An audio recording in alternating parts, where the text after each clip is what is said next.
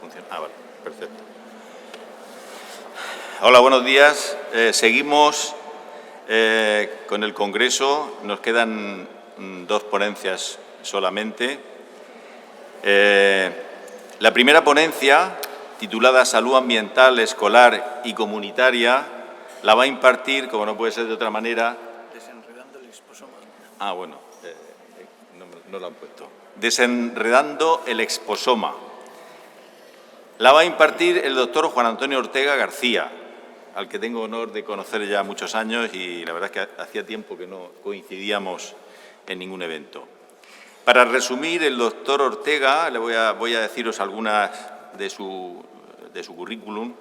Médico especialista en pediatría, doctor en medicina, en medio ambiente y cáncer pediátrico por la Universidad de Valencia, profesor de pediatría de la UMU, vinculado durante muchos años a grupos de investigación en salud infantil y medio ambiente, tanto a nivel nacional como internacional, responsable de la Unidad de Salud Ambiental Pediátrica del Hospital Clínico Universitario Virgen de la Risaca, cuyo trabajo, por cierto, ha recibido numerosas distinciones como ejemplo de buenas prácticas en salud infantil y medio ambiente.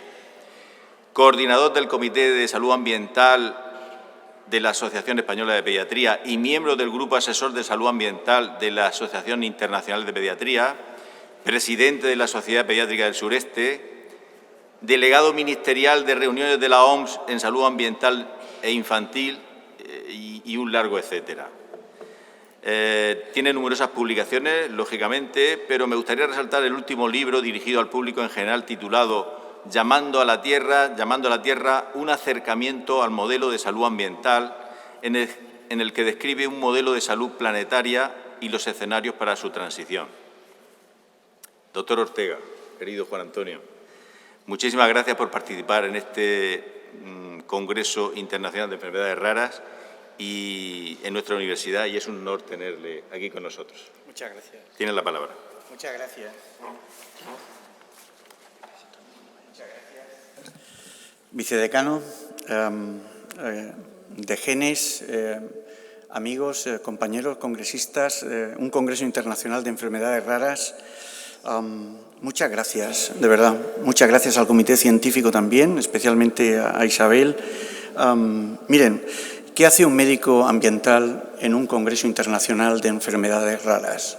Es decir, son buenas preguntas para empezar a entender lo que quiero compartir con ustedes. Desenredando el exposoma es el nombre de esta pequeña ponencia y es también el título de la editorial que une a todos los pediatras de España, que se hizo pública ayer en la revista oficial Anales de Pediatría.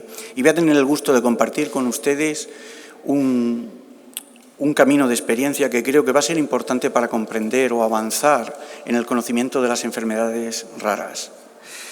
Bueno, en primer lugar, quiero recordar también en un espacio como este, hace a principios de año, he pasado 3 meses en el último año de estancia con los hermanos de San Juan de Dios, viviendo con ellos, conviviendo con los hermanos en la orden, y uno encuentra un entorno como este y me siento muy agradecido.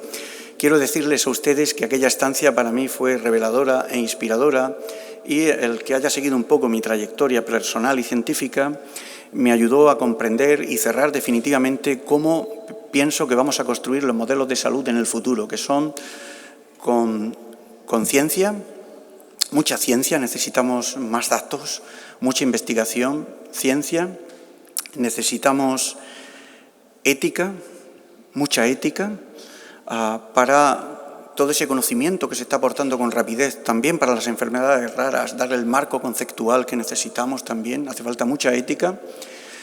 El tercer pilar con el que yo llevaba trabajando 25 años en ese constructo de los modelos de salud es la naturaleza. Me ha encantado la mesa anterior cuando hablaban de las experiencias de contacto con la naturaleza, ¿no? Y todo lo que supone. Y el cuarto y último, y es el que aparece también en la editorial que he compartido con mis compañeros pediatras de España, y quiero decir que fue fundamentalmente inspirador y revelador esa estancia en San Juan de Dios, es la espiritualidad. Pienso que el respetar también las creencias y en un marco religioso, en este caso también, pienso que es importante también y no es incompatible. Ciencia, ética, naturaleza y espiritualidad. Con esos elementos básicos construyo el modelo que habla el compañero que cuando hablaba de llamando a la tierra, en verdad es una búsqueda hacia el interior de nosotros mismos. Miren, yo trabajo en un departamento de medicina ambiental, soy el responsable de todos los supervivientes de cáncer pediátrico de esta región. Cuando mi compañero, el doctor Fuster, acaba el tratamiento, pasa a nuestro departamento de medicina ambiental, en el que trabajamos fundamentalmente aspectos relacionados con el medio ambiente y el entorno que rodea al enfermo y su familia y todos los estilos de vida. Y eso ha hecho que nuestra región, entre otras cosas,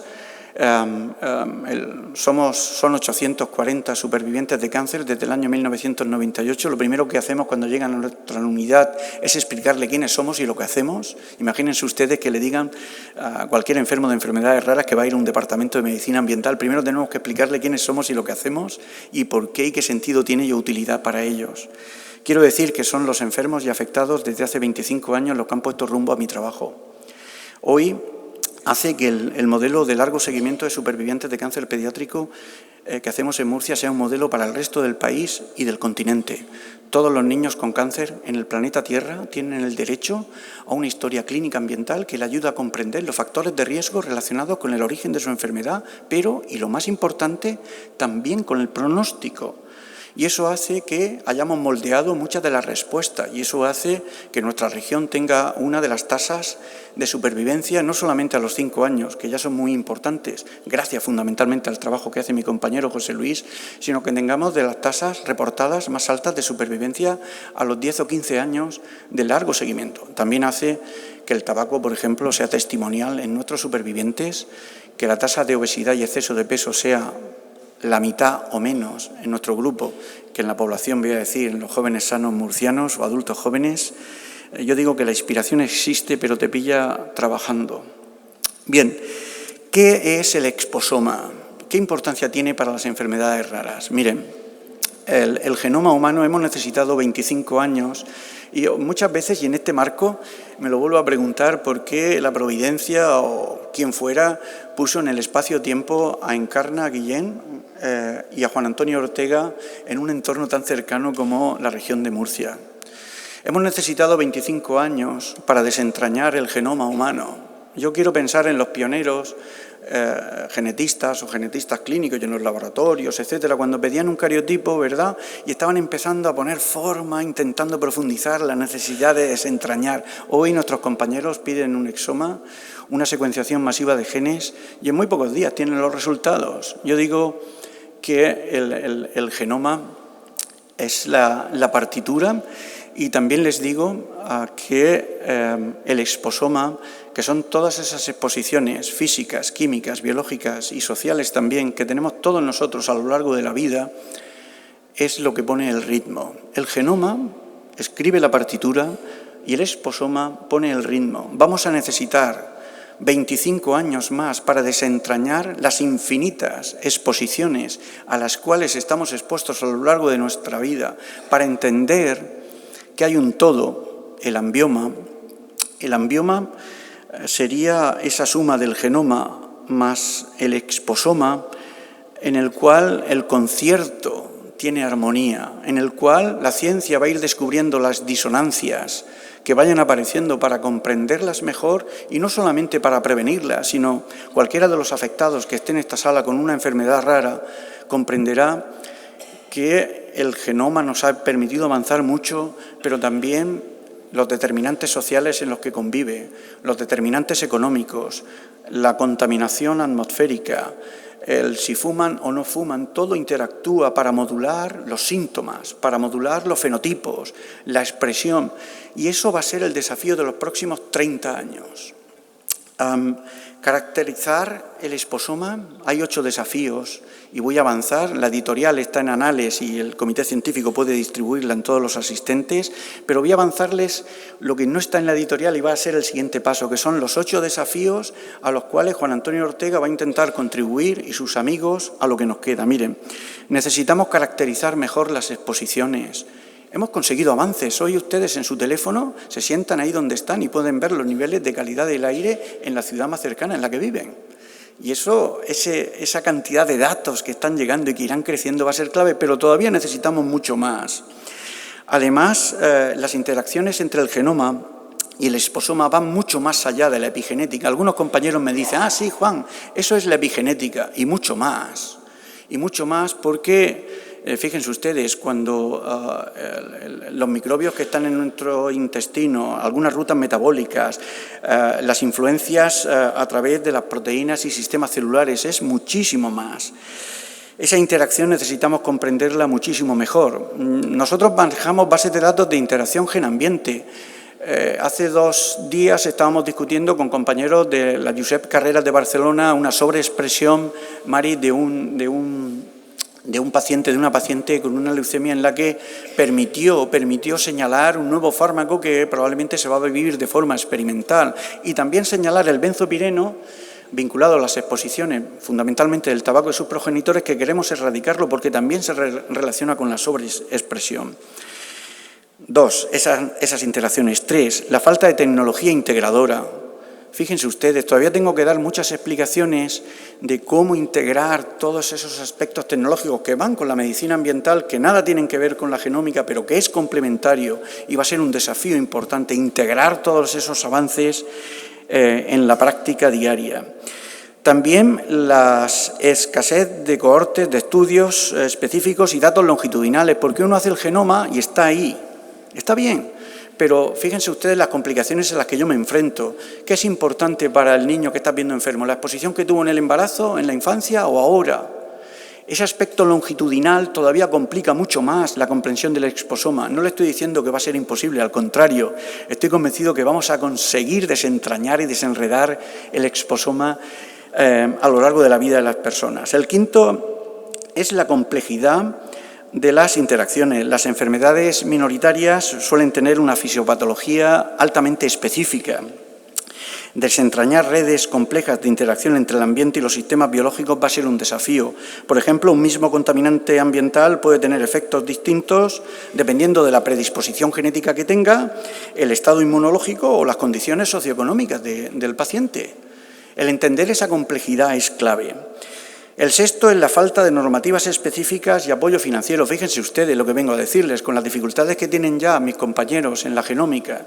Para encontrar financiación yo vengo encima a complicarles ahora diciéndoles que necesitamos expandir todas esas necesidades y comprensión.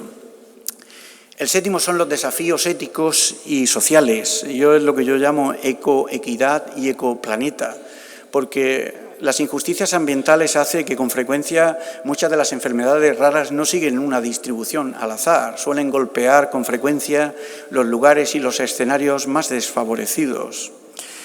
Y complicaciones éticas también para lo que entendemos como datos en abierto. Esa necesidad de que haya más datos, más información, y los datos en abierto va a haber que conjugarlo con aspectos éticos en un futuro inmediato. Y por último, el octavo, es la brecha en la implantación clínica. Hay una brecha importante y fundamentalmente viene de la carencia de formación en medicina ambiental. Ahora mis compañeros genetistas están cada vez más contentos porque son capaces de haber establecido un lenguaje en el que la inmensa mayoría de médicos, o muchos de ellos, comprenden algo. Imagínense ustedes la tarea que nos queda en medicina ambiental para llegar a expandir lo que ustedes están oyendo aquí. Y con esto lo digo con tremenda alegría. Soy consciente del tempo que me ha tocado vivir. La falta de formación, sistemas de salud que están todavía poco adaptados para asumir todos estos desafíos. Mis compañeros piden bioquímicas, pero todavía no piden contaminantes, aunque se podrían hacer y están accesibles perfectamente y son muy baratos muchos de ellos, de estas pruebas. La falta de integración multidisciplinar, y este es un desafío importante. En mi departamento trabaja un ambientólogo que no hay ni bolsa de trabajo, un técnico de salud ambiental más de lo mismo. Es decir, todas esas dificultades son desafíos nuevos.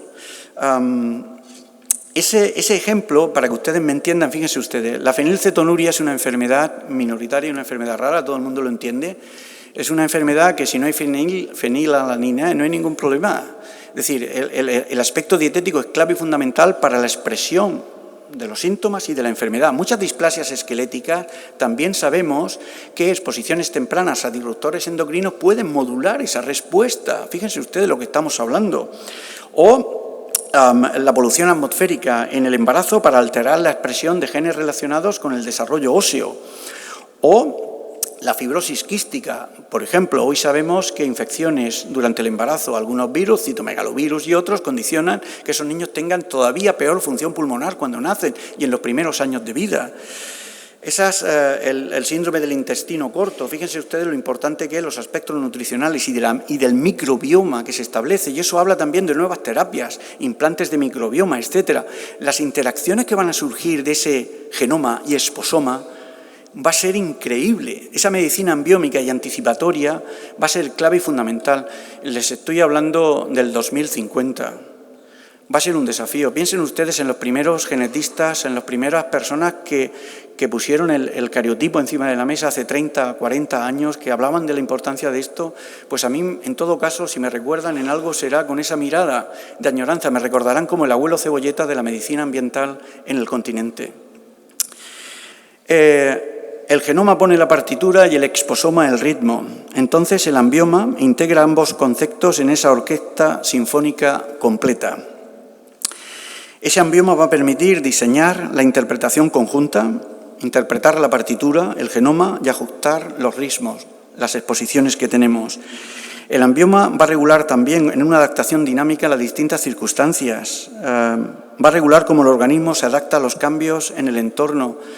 El entender que esa predisposición genética condiciona que si hay ciertas exposiciones vas a acabar desarrollando la enfermedad o incluso si la tienes, modularla, va a ser clave para el futuro. También detectar y corregir disonancias, esa metainflamación, esa inflamación de bajo grado en relación, y estoy mirando las enfermedades crónicas. Crear nuevas combinaciones. El ambioma no es estático, aprende y se adapta con el tiempo. Y también integrar lo social y lo biológico. La medicina ambiómica es un sistema integrador que sincroniza, adapta y regula la interacción entre el genoma y el exposoma. Son muchos desafíos. Estoy contento de estar aquí porque quiero, y me encanta este marco, aprendí mucho, fue reveladora mi estancia con los hermanos. Tengo compañeros allí que en 20 años no habían conocido los hermanos por dentro. Tuve una Biblia de muchos años, muchos años en la mano. Los hermanos de San Juan de Dios me enseñaron muchas cosas buenas, sobre todo esa paciencia y perseverancia, de que nosotros ponemos la ilusión y las ganas, pero es alguien en la providencia que va poniendo los ritmos. No tengo prisa, pero soy consciente de la importancia y trascendencia que va a tener el exposoma para las enfermedades raras en un futuro más inminente de lo que pensamos. Muchas gracias, estoy muy agradecido, gracias a DGENES también, y a todos ustedes. Y si no respondo a todas las expectativas que han depositado en esa medicina ambiental, tengan paciencia, porque yo digo que los líderes, mi hija Paola tiene 11 años, está en 6º de primaria, y son los líderes de la medicina ambiental, ambiómica, que van a llenar el Centro Únicas también y otros muchos. Están ahora en 6º de primaria. Necesitamos formar a los profesionales, ir poniendo las bases. Muchísimas gracias.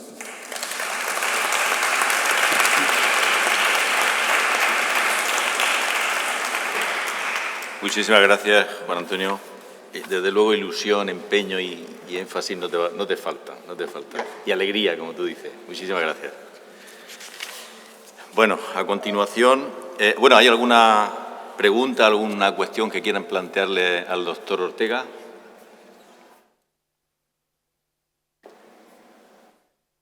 Bueno, pues a continuación pasamos a la segunda ponencia titulada Habilidades comunicativas expresivas en personas con enfermedades infrecuentes y necesidades complejas de comunicación, síndrome de SYNGAP1 y síndrome del X frágil.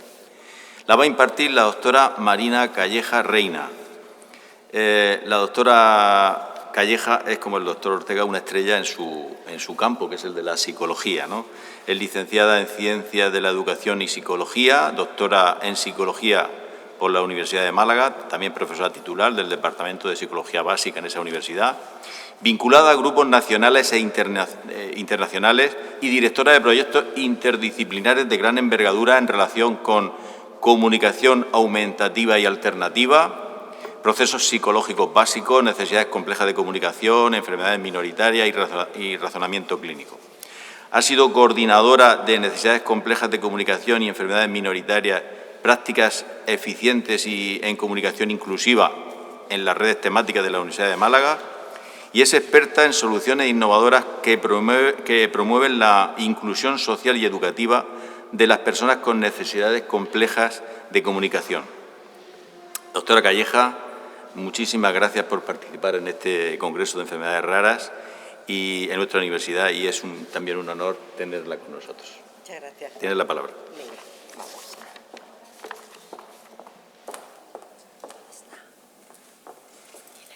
Sí, sí, está aquí puesta. Ay, perdón, no pasa nada. Calleja, aquí estamos. ¿Está?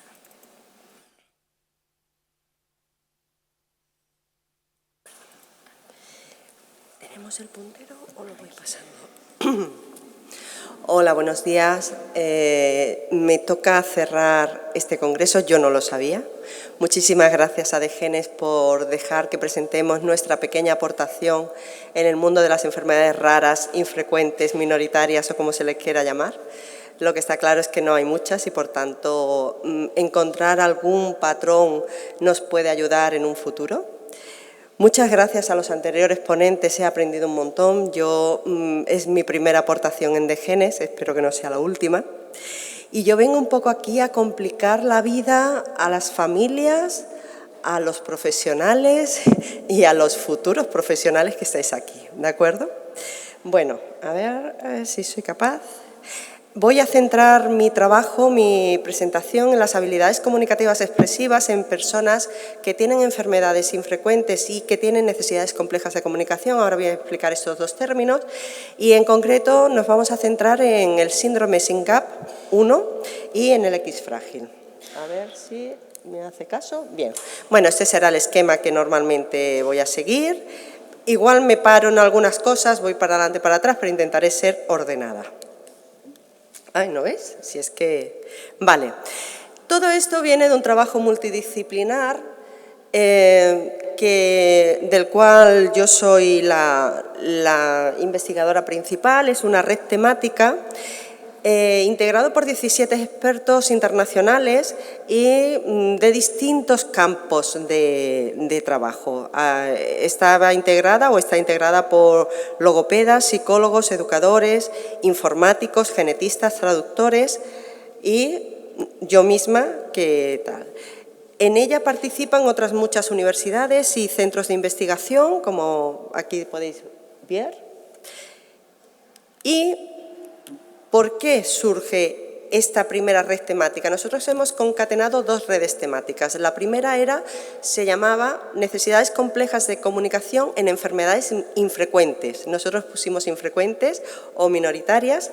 Esta es nuestra página web y por eso decía yo que tenía el propósito hoy de complicar un poquito la vida a los cuidadores, a los familiares, a los profesionales. Nosotros detectamos un escaso conocimiento en lo que se llaman las necesidades complejas de comunicación. Ahora voy a explicar este término, no, os lo explico ahora. Las necesidades complejas de comunicación son aquellas que se dan en poblaciones que no pueden comunicar por los canales habituales, es decir, no pueden utilizar el habla, no pueden utilizar signos manuales, como puede ser una lengua de signos, no pueden utilizar la escritura. Con lo cual, sabemos que hay enfermedades infrecuentes que tienen una prevalencia por debajo de 1 cada 2.000 o 5 cada 10.000, vamos, según la fuente que se coja, que tienen discapacidad intelectual y que además no pueden comunicar. Si ya ha habido aquí evidencias, ha habido aquí aportaciones que nos cuentan lo difícil que es dar respuesta a personas con enfermedades infrecuentes, cuando les dice, la compañera acababa de decir, no, es que yo no sé si mi hijo es verdad lo que está diciendo, si es verdad le duele tanto, hasta qué punto me tengo que pasar, tengo que ser más o menos severo en el, no, hay que ir al cole cuando hoy está.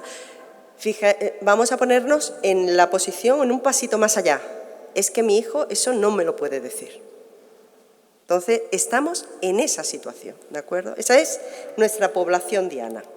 A ver si esto... Bueno, ¿qué queríamos llegar con esta red? Pues por una parte, queríamos determinar si era posible perfiles comunicativos y lingüísticos en estas poblaciones, recopilar informaciones válidas que nos permitieran abordar esta circunstancia que son las necesidades complejas de comunicación y, bueno, ya en plan ambicioso queríamos elaborar incluso protocolos que nos permitieran trasladar a la sociedad, a las familias, a los profesionales, qué pautas hay que seguir cuando tengo este tipo de personas con estos comportamientos o con estos problemas.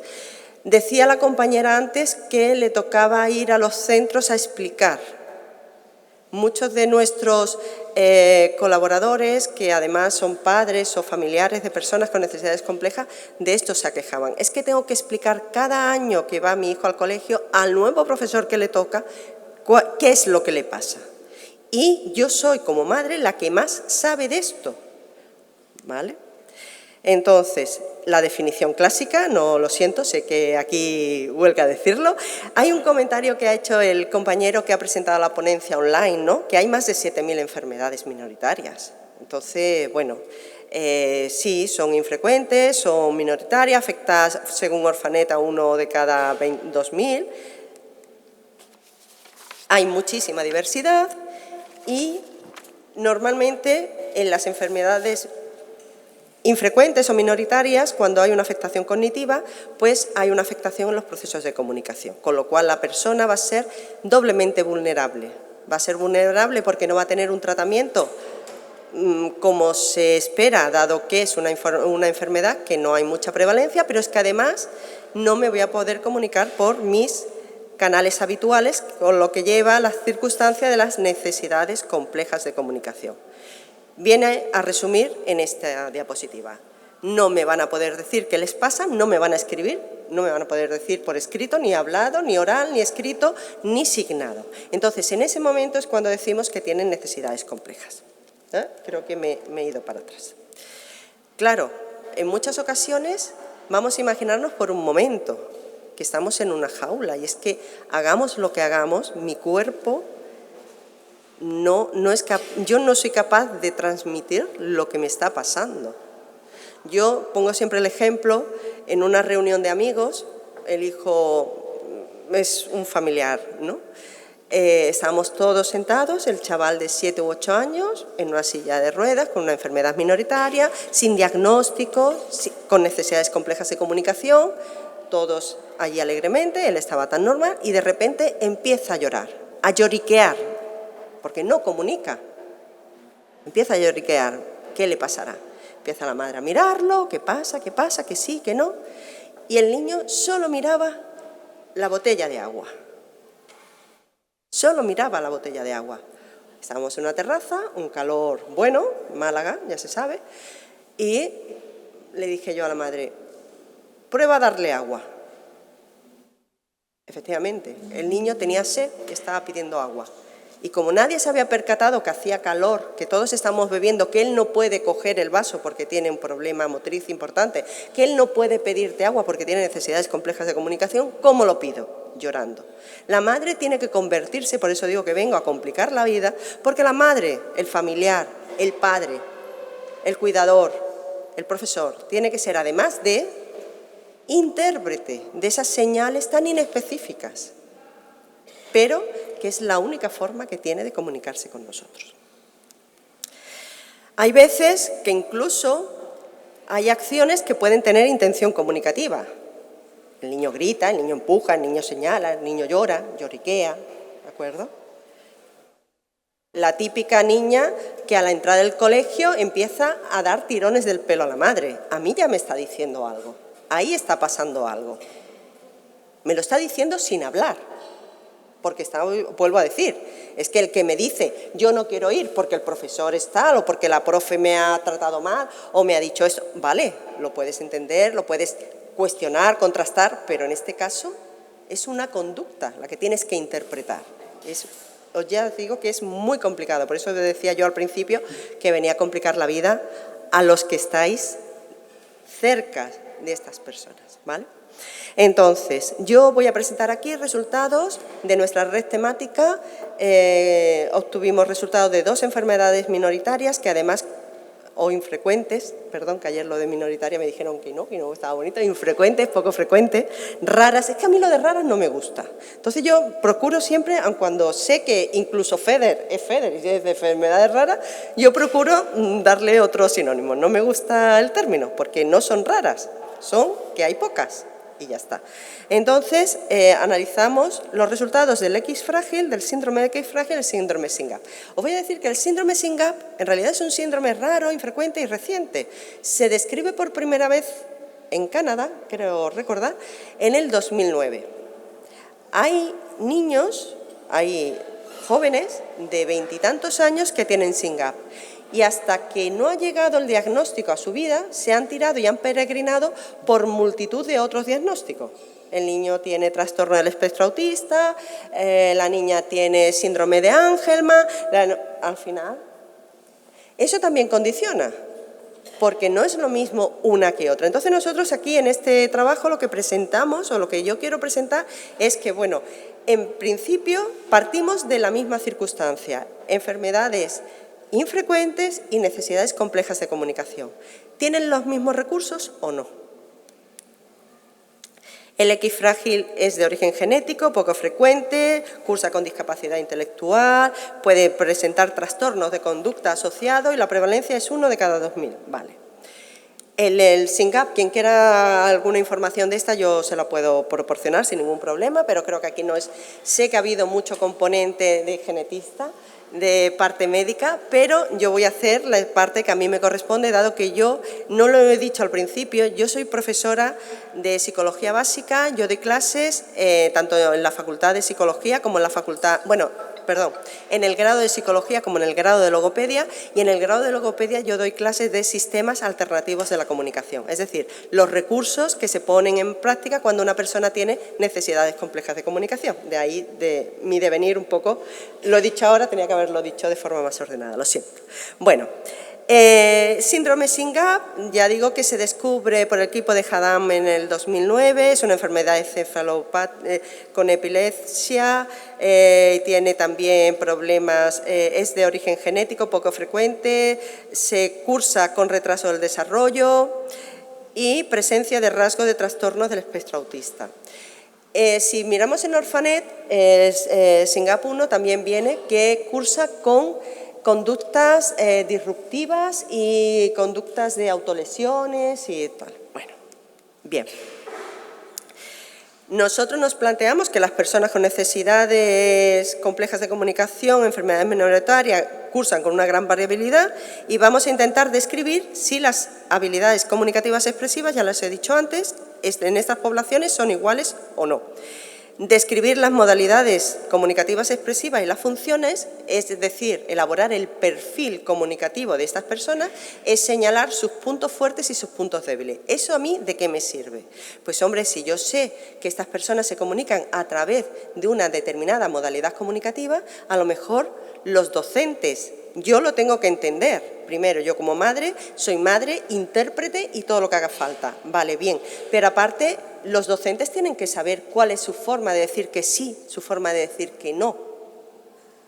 Si hay una sola comunicación, he señalado antes unas cuantas conductas que pueden tener intención comunicativa si se dan reiteradamente en distintas circunstancias. No es que nosotros validemos ese tipo de conductas. Una conducta disruptiva no se puede dar por buena, hay que modificarla, claro que sí, pero tenemos que saber qué es lo que hay. Y si se comunica tirando del pelo a la madre porque no quiere entrar al colegio, yo tendré que interpretar que ahí hay un problema y tengo que analizar y tengo que ir al origen y ver cuál es el problema, por qué esta persona está mostrando esta conducta. ¿De acuerdo? Aquí queríamos ver si hay patrones, o sea, si son dos síndromes equivalentes a priori. Sabemos que no hay nada equivalente en medicina ni en la vida real, ningún ser humano somos exactamente iguales unos que otros, ni aunque seamos gemelos univitelinos, todos tenemos nuestras cositas, ¿vale? Pero bueno, vamos a ver si hay unos patrones generales, unas pautas generales, un protocolo que yo diga, toda persona que tenga no ha podido ser, ¿vale? Era nuestra intención, pero no ha salido. Nosotros mandamos una encuesta en 3 idiomas, en español, en inglés y en alemán. Respondieron, ahora lo volveré a decir, pero lo voy a decir ya. 150 personas respondieron, lo mandamos a asociaciones de personas con necesidades complejas de comunicación, enfermedades minoritarias y discapacidad intelectual. Intentamos el criterio de inclusión era esos 3. Es verdad que después contestaron mucha gente, pero bueno. Y lo tradujimos a 3 idiomas la encuesta, se mandó mediante email. De aquí, qué casualidad, y lo dejo así como tal, y ahora lo voy a mirar, que principalmente responden familiares. No tendrán nada que hacer los familiares. O sea, los familiares estamos, ¿no? Los familiares que no tenemos trabajo, no tenemos que cuidar a la familia, a la persona que tiene la necesidad. No, encima contestamos una encuesta que no es precisamente corta, ¿vale? La hicimos larga y nos la contestaron. Bueno, de aquí nos vamos a centrar en 17 personas. La información sobre 17 personas con X frágil, porque ya he dicho que tienen necesidades complejas de comunicación y no pueden contestarte a la encuesta. Y también de 18 personas con síndrome de SYNGAP, que igualmente tienen necesidades complejas y que fueron el 29% de las respuestas fueron de madres. Las madres tienen un papel esencial en la interpretación, en el conocimiento y, ojo, un segundo trabajo derivado de hemos comparado la información que nos daban las madres con la información que le pedimos a logopedas expertos y ahora el grado de coincidencia es del 90 y tantos %, con lo cual eso de que, uy, es una madre muy pesada, uy, es que una madre esta es de problemática, no. Vamos a tomar en serio la información porque me temo muy mucho que el que está 24/7 con la persona afectada es la madre, el cuidador más cercano, ¿vale? Pero que además me saca tiempo para contestarme la encuesta. Eso, agradecimiento no, lo siguiente. Bueno, la edad media era de 20 años en X frágil y de 14,6 en SYNGAP. La encuesta tenía varios apartados demográficos, soportes educativos, preferencias de comunicación, modos y funciones. ¿Vale? Esto más o menos. Esta es la distribución por sexo de X frágil, más hombres que mujeres, sobre los que tuvimos información. Y fijaros que parece que está como en espejo, ¿vale? Al contrario, más SYNGAP mujeres que hombres. Comparamos la modalidad comunicativa, le preguntamos a los padres, preguntamos en general a todo el mundo, porque de hecho hay un porcentaje muy pequeño de profesionales y después ya volvimos a insistir con profesionales porque queríamos que nos dieran esa información, ese feedback, a ver si efectivamente era así o era una percepción más subjetiva. Y vimos que, bueno, hay diferencias, veis que el gráfico es muy bonito. Hay diferencias le preguntamos cómo se comunica habitualmente su familiar. A priori, preguntamos por modalidad primaria y nos dijeron, y para no fallar, porque yo hay veces que se me van los datos, que al principio ellos intentaban utilizar aproximaciones de habla, palabras sueltas, mal pronunciadas, pero que la familia lo entendía. Después, en un 40% de los casos, después iban los signos y después los sistemas bimodales. Los sistemas bimodales, y ya permitidme que yo soy de sistema y lo tengo que explicar, es cuando utilizamos signos manuales y habla simultáneamente. ¿De acuerdo? Utilizamos signos manuales de la lengua de signos con la estructura del oral y el habla. Entonces, combinamos esas dos y esa sería la forma primaria. Pero nosotros decidimos una preguntita adicional y dijimos, vale, ¿y utilizan alguna forma secundaria cuando el intento primario no es válido? Y sí que utilizan una segunda forma secundaria, ¿vale? Hay una intención comunicativa. Entre ellos utilizan los pictogramas, utilizan los gestos, pero aquí es cuando aparecen las conductas disruptivas. No en la primaria, ningún padre, ningún profesional me dio que utilizaran Conductas disruptivas como primera forma. Y fijaros que tanto en la definición que yo he puesto de X frágil como en la que viene en Orphanet de SYNGAP 1, vienen que tienen conductas disruptivas. Ojo, la conducta disruptiva, según nuestros datos, es porque la primaria no ha sido correctamente atendida. Y yo quiero que se me entienda. Y yo no quiero ir a casa. O sea, y otro caso vivido por mí. El niño va en su carrito, venimos de dar un paseo y se pone abierto de piernas que no quiere entrar en el ascensor. Claro, él sabe que después del paseo le toca ir a casa y no quiere estar en casa. Acto seguido, como se le obliga a entrar en el ascensor, lloriquea y protesta. Claro. Está diciendo, hace un día muy bueno, ¿qué hacemos metiéndonos en casa a las 5 de la tarde? Vamos a dar un paseo, que es lo que me apetece.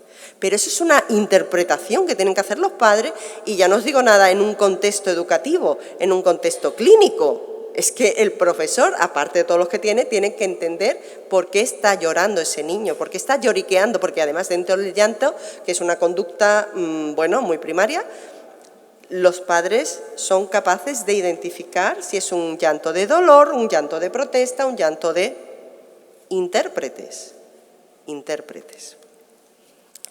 Bueno, por las características de la producción oral, vemos que hay diferencias entre las formas no verbales, son las preferidas por personas con SYNGAP 1, frente al X frágil, que es menos, y si nos fijamos en esta otra, es que no sé, habla con poca inteligibilidad, se da en SYNGAP 1, y por el contrario, en X frágil lo que se da más son alteraciones de la voz, es decir, ellos producen, se les entiende bastante mejor que a este otro colectivo de SYNGAP, pero tiene alteraciones en sus voces. Bueno, ¿dónde hemos encontrado diferencias muy significativas? Pues en la buena o mala inteligibilidad del habla. Sabéis que la inteligibilidad del habla es cuánto yo hablo, yo hago una producción verbal y es entendida por el resto de las personas normalmente que no sean de mi entorno. Porque es verdad que cuanto más familiarizado estés con el usuario, más interpretas, mejor intérprete eres. Pero claro, eso a ti te sirve en tu contexto. Cuando te saco de ese contexto, eso no te sirve. Entonces, la inteligibilidad del habla era buena. Hemos visto que hay diferencias entre SYNGAP 1, que la tienen muy mala, y X frágil, que la tienen bastante mejores. O sea, que las producciones vocales que hacen los de X frágil les puede llevar a entenderse con el resto de las personas. Y en producciones de habla exactamente igual. Mucho mejor para los del grupo de X frágil que en SYNGAP. Porque hemos dicho que SYNGAP normalmente lo que utilizan son no habla como vocalizaciones, llantos, gritos y demás. En cuanto a los modos, ¿cómo se comunica? Pues se comunica mediante llantos, risas, expresiones faciales. Estos son más los SYNGAP 1, mientras que las frases largas, que a lo mejor estamos hablando de 3 elementos de una frase, no es que vayamos a escribir el Quijote, ¿vale? Se dan más en el X frágil. Y en cuanto a las funciones comunicativas, las diferencias, nosotros analizamos 21 funciones comunicativas y donde hemos encontrado diferencias han sido en estas. Utilizan el habla o utilizan la comunicación o son capaces de preguntar X frágil sí, son capaces de confirmar o rechazar un objeto X frágil sí, dan instrucciones a los demás X frágil sí, y les sirve para afirmar o rechazar X frágil sí. SYNGAP 1, no. ¿De acuerdo? Están más afectados en ese nivel. Bueno, así modo conclusión, pues hemos observado diferencias en cuanto a la producción oral.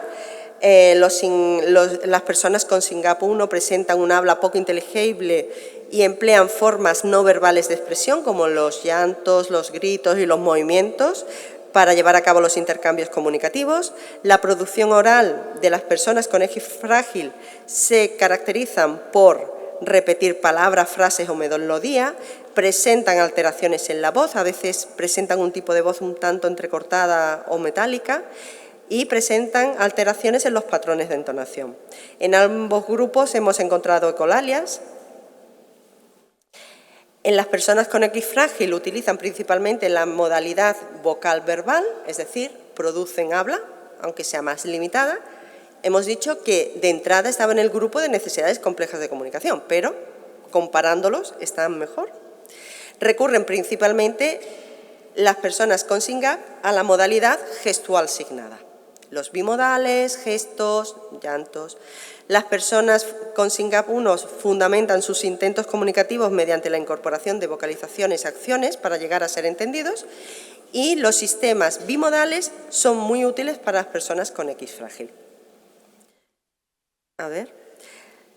Hemos dicho que encontramos estas diferencias. Las preferencias comunicativas son claves a la hora de desarrollar estrategias de intervención personalizada, y la relevancia de este estudio podría servir para avanzar en la adaptación de estrategias de comunicación diferenciales para personas con necesidades complejas de comunicación y enfermedades infrecuentes. ¿De acuerdo? Pues hasta aquí mi aportación. Muchísimas gracias. ¿Me he pasado? Muchísimas gracias, doctora Marina Calleja. ¿Hay alguna pregunta, alguna consideración para la doctora Calleja? Sí. Preguntan desde casa que si se piensa ampliar este estudio a otras enfermedades poco frecuentes. Aquí. Sí, a ver, en realidad nosotros la encuesta la mandamos a muchas asociaciones. Es cierto que tenemos respuesta de otras patologías también infrecuentes y estamos abiertos a recopilar. Lo que pasa es que otras patologías teníamos menos respuestas. Decir que cuando empezamos nosotros este estudio, que fue en el 2019, el número de diagnosticados con SYNGAP 1 en el mundo eran de 200 personas y nuestra muestra, que no son los 17 de aquí, estos son los hispanoparlantes, nuestra muestra fueron de 46 personas. O sea que en principio también es cierto que nosotros contábamos con la ayuda de la Asociación Internacional Fundación para la Investigación del SYNGAP 1, que le dio mucha cobertura a este trabajo, pero sí recogimos, por ejemplo, de algunas que otras, pero nos sirven, claro, es una información, si tengo dos respuestas, sí que estamos abiertos a volver a lanzar el enlace y toda la recopilación y analizar pormenorizadamente, sobre todo los que tengan necesidades complejas de comunicación. Para nosotros creo que puede ser para nosotros nos sirve para seguir aprendiendo, y para el resto de la sociedad, pues determinar los perfiles particulares te hace no cometer errores, porque a la hora de diseñar una intervención, cuando tú sabes que pues a estas personas no te van a entender, por ejemplo, nosotros preguntábamos si utilizaban pictogramas, que sabéis que está ARASA, que es el portal aragonés de comunicación aumentativa alternativa, o fotografías. Pues bueno, encontramos que lo utilizaban por igual, uno que otro, pero les era más útil los objetos tangibles. También hay una teoría de la iconicidad del objeto. Los objetos tangibles eran mucho más útiles para ellos que no estas representaciones, que ya implica una elaboración mental, por decirlo de alguna forma, ¿no? Entonces, obviamente, nosotros difundimos otra vez las encuestas, no hay ningún problema, y para nosotros no hemos hecho más análisis porque en muchos de los casos o bien no cumplían los criterios de inclusión, es decir, tenemos mucha respuesta de personas no sindrómicas, tenemos respuestas de personas con TEA, pero claro, no es una enfermedad minoritaria. Podemos analizar. Pues sí tenemos un grupo importante de respuestas con TEA grado 3, que serían los que más se corresponden con las necesidades complejas de comunicación. Pero sí estamos dispuestos a volver a enviar, ya lo hicimos en su día, pero no nos importa, a otros colectivos. A lo mejor desde FEDER tienen más repercusión y los criterios de inclusión en realidad, claro, porque es que si es otra enfermedad minoritaria que no tiene necesidades complejas de comunicación, Esto huelga a decir que no sirve para nada, ¿vale? Pero sí, que si hace falta se manda, sin ningún problema. Muchas gracias. Bueno, si no hay más preguntas, pues nada, darle las gracias a los ponentes. Ha sido un lujo poder contar con ellos para terminar este congreso y muchísimas gracias a ustedes por su atención. Gracias. Muchas gracias.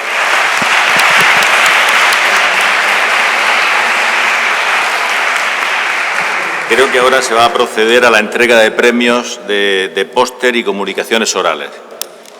Nos vamos ya nosotros, ¿no?